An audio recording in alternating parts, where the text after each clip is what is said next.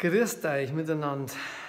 Jetzt sitze ich da auf dem alten Kanapee bei uns in der alten Wirtschaft und mir ist heute ein Wort eingefallen, das habe ich öfter mal gehört und irgendwie, ich weiß einfach nicht, was bedeutet.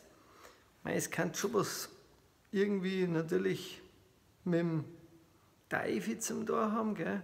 Aber ich weiß halt nicht, was ganz genau bedeutet. Und deswegen habe ich mir gedacht, schreibst du ein Gedicht drüber, über den Greinteifi. Greinteifi, hat er alle gesagt. Greinteifi, was er redet. Ich frage mich, was es bedeuten mag und grübe da auf der Gret.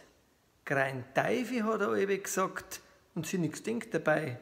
Greinteifi, Herrgottsakrament, was kann das wohl sein? Greinteifi war sein Lieblingswort und keiner weiß warum.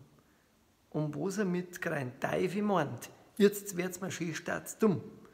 Greinteifi tippe in eine App, sie zeigt mir gar nichts an. Greinteifi kennt keine Suchmaschine, ich ruf beim Rundfunk an. Greinteifi kennt kein Mensch nicht mehr, es tat einer sehr leid.